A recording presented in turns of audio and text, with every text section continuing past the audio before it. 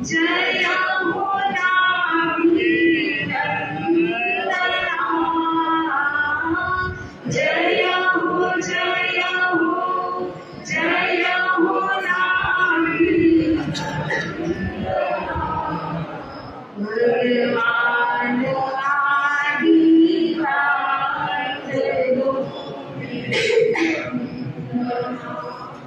भगवान आदिनाथ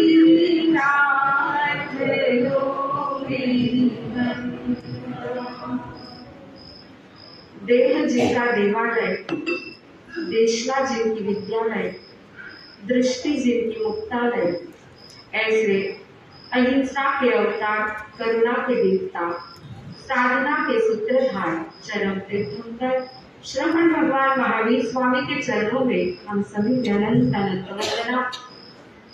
जन जन के आस्था केंद्र, ऊर्जा पुरुष, आचार्य सम्राट पूज्य गुरुदेव आनंद ऋषि जी महाराज साहब, आचार्य प्रवण ध्यान महर्षि डॉक्टरेट पूज्य श्री शिवमुनि जी महाराज साहब, अत्र विराजित महाराष्ट्र प्रवर्तक पूज्य श्री कुंदन ऋषि जी महाराज साहब, संस्कार प्रणेता पूज्य श्री आलोक ऋषि जी महाराज साहब, सेवा भावी पूज्य श्री दिव्य कृष्णा जी महाराज साहब, पूज्य श्री पुष्पचूड़ा जी महाराज साहब, पूज्य श्री ज्योत्सना जी महाराज साहब आदि समस्त चारित्र आत्माओं के चरणों में हम सभी के भाववंत। समता सिंधु गुरु माता पूज्य श्री विनय कंवर जी महाराज साहब, गुरुनी मैया जय शासन प्रभाविका पूज्य श्री प्रमोद सुधा जी महाराज साहब तथा हम सभी के हृदय में विराजमान महाराष्ट्र प्रवर्तिनी जी, संथारा व्रत आराधिका डॉक्टरेट पूज्य श्री ज्ञान प्रभा जी महाराज साहब, समस्त पूज्यवरों के भाव स्मृति में हम सभी की अनंत अनंत वंदना। आज बहनों से वहाँ जो भाई लोग खड़े हैं ना, वो सब अपने स्थान पर बैठ जाए तो अच्छा नहीं। आज बहनों से एक छोटा सा सवाल है, सुबह कितनी बजे उठती हो और किचन में जाके सबसे पहला काम क्या करती हो? चाय बनाती हो, है ना? बराबर। चाय बनाने के लिए बहन लाइटर लेकर के गैस के ऊपर स्पार्क करती है, लाइटर से बहुत बार स्पार्क करती है, परंतु गैस शुरू नहीं होता है। क्यों? क्योंकि सिलेंडर खाली है। खाली सिलेंडर से जुड़े हुए गैस के ऊपर कितनी भी बार स्पार्क करो, गैस शुरू नहीं होता है। और भरे हुए सिलेंडर से जुड़े हुए गैस पर यदि आप स्पार्क, एक ही स्पार्क काफी है गैस शुरू करने के लिए। बस हमारी भक्ति और भावना का सिलेंडर भरा हुआ होना चाहिए। ऐसे हमारे आराध्या अनंत अनंत उपकारी महाराष्ट्र प्रवर्तिनी जी डॉक्टरेट पूज्य श्री ज्ञान प्रभा जी महाराज साहब, जिनका साधना एवं आराधना का सिलेंडर भरा हुआ था और गुरु का एक स्पार्क मिला और संसार की आसक्ति टूट गई। आज जिनकी 67वीं दीक्षा जयंती महोत्सव हम मनाने जा रहे हैं, आज भले ही वो हमारे बीच में नहीं है, परंतु उनके जीवन की यह दीक्षा यात्रा को हम संक्षेप में सुनेंगे, क्योंकि जन्म जयंती की अपेक्षा भी महत्वपूर्ण है दीक्षा जयंती। दीक्षा जयंती यह एक ऐसी चीज है, क्योंकि दीक्षा यह भीतर में परिवर्तन का एक अनूठा संयोग होता है। दीक्षा यह आत्म क्रांति है, आत्म कल्याण के पथ पर वही बढ़ता है जिसके पूर्व भाव के इस प्रकार के संस्कार होते हैं। उनके ऐसे पूर्व भाव के संस्कार जागरूक थे और वो आत्म कल्याण के पथ पर बढ़ गए। आज का ही दिन था, वह पवित्र पावन दिवस था, क्योंकि संसार में संत शक्ति सबसे सर्वोपरि होती है। भगवान महावीर से पूछा गया, भगवान आपका शासन 21,000 वर्ष तक चलेगा, किसके आधार पर? सत्ता के आधार पर चलेगा या संपत्ति के आधार पर चलेगा? तब प्रभु ने जवाब देते हुए फरमाया कि सत्ता के आधार पर यदि वह शासन चलता तो सर्वश्रेष्ठ सत्ताधीश है देवलोक के इंद्र, जिनका पूरी पृथ्वी पर शासन है। उनके आते ही सभी एकजुट हो जाते। संपत्ति के आधार पर यदि शासन चलता तो चक्रवर्ती के पास जबरदस्त संपत्ति है, परंतु वह संपत्ति विस्तारी नहीं है।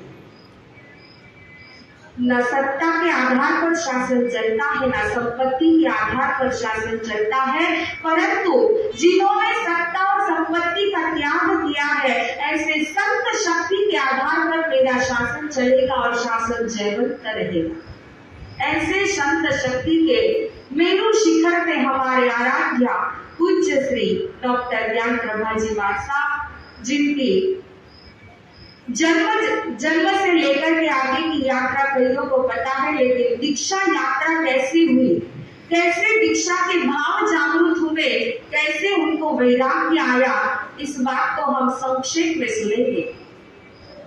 खानदेश का वह छोटा सा गांव नशीराबाद, जहां पर धर्मनिष्ठ कर्तव्य परायण ऐसे सुश्रावक श्री बंसीलाल जी और जिनकी धर्मपरायणा धर्मपत्नी सीता देवी की कुक्षी से कन्या रत्न का जन्म हुआ 22 फरवरी 1937 में। लंगवानी कुल में एक कुसुम खिला। बचपन से ही जो प्रतिभा संपन्न और प्रज्ञा संपन्न थे, जानकर के आपको आश्चर्य होगा, उम्र की मात्र 10 वर्ष की उम्र में जिन्होंने रामायण, भागवत, ज्ञानेश्वरी, नाथपन्न, न जाने कितने सारे ग्रंथ तो पढ़ लिए थे, मात्र 10 साल की उम्र में। ऐसे मानव ज्ञान का चिराग लेकर के ही वो जन्मे थे।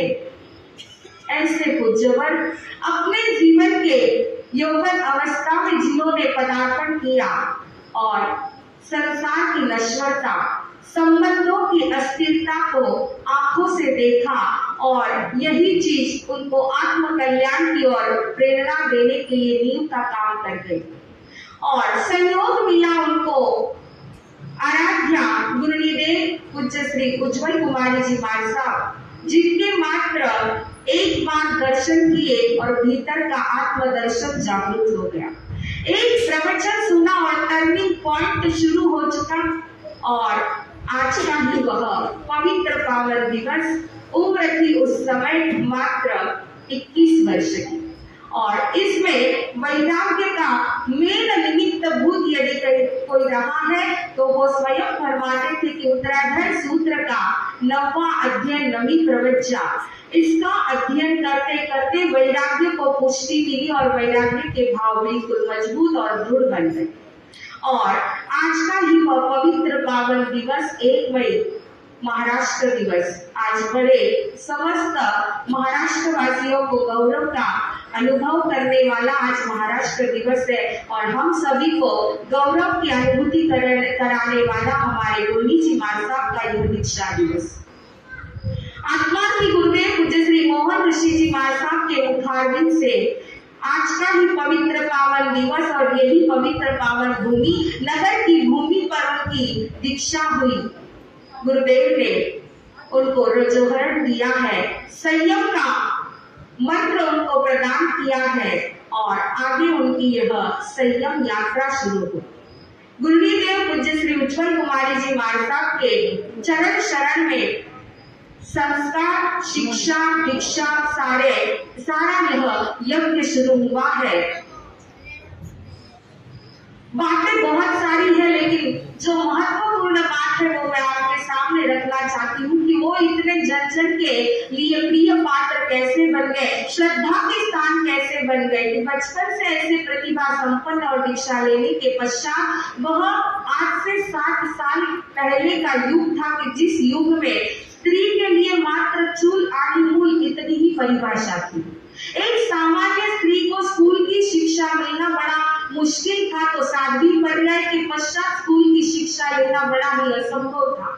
लेकिन उन्होंने उस समय आज से 60-65 वर्ष पूर्व सबसे पहले पूरे साध्वी समाज में सबसे पहले हमारे गुरुवर्या रहे कि जिन्होंने उस समय 11th बोर्ड की एग्जाम होती थी। आज जैसे 10th बोर्ड होता है, उस समय 11th बोर्ड था और 11th बोर्ड की एग्जाम उन्होंने दी।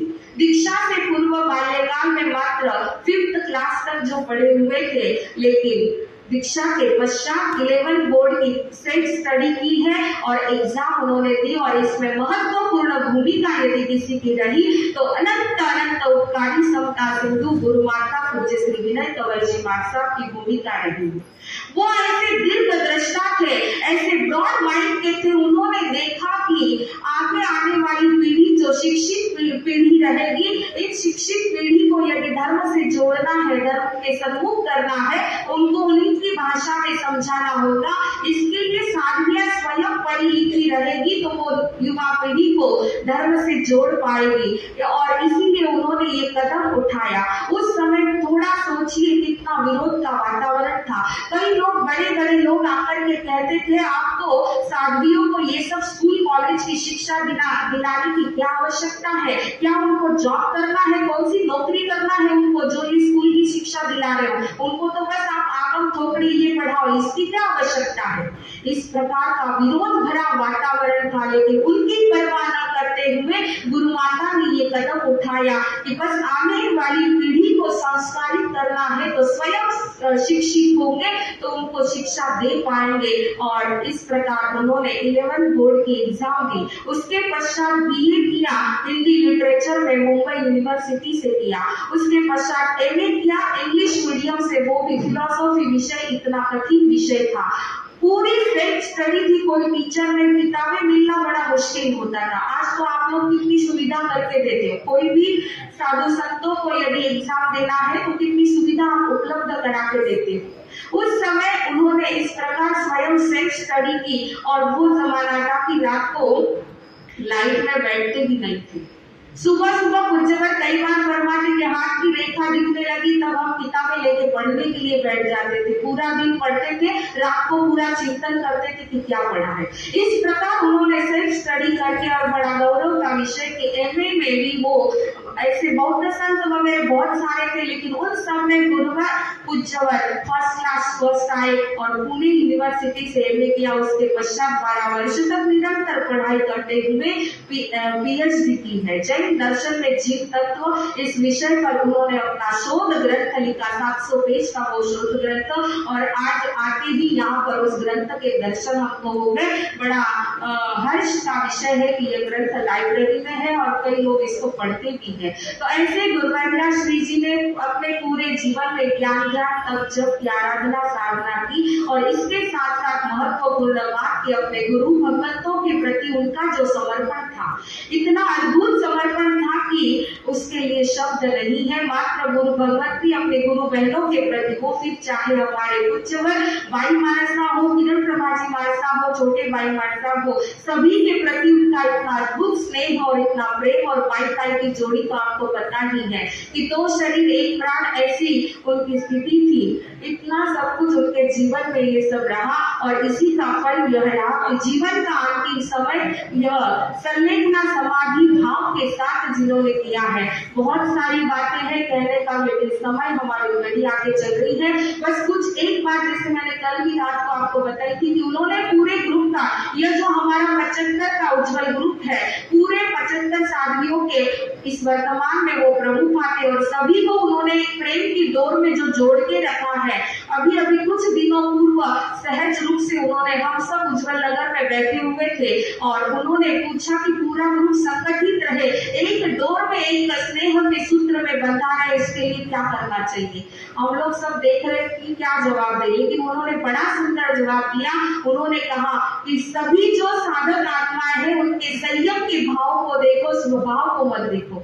संयम के भाव को देखोगे तो जुड़ करके रहोगे, स्वभाव को देखोगे तो बिखर जाओगे। हमें बिखरना नहीं है, मात्र सभी संयमी साधक आत्माएं हैं और इस प्रकार उनका आदर स्नेह सम्मान हम सभी को करना चाहिए। ऐसी छोटी छोटी बातें उन्होंने बहुत सुवर्ण सूत्र के रूप में हम सबको सिखाई है। बस आज के इस 67वें दीक्षा जयंती के अवसर पर हम पूरा सदगुरु उन चरणों में, शासनदेव के चरणों में यही प्रार्थना करते हैं कि पूज्यवर की आत्मा निश्चित रूप से उच्च गति को प्राप्त हुई है।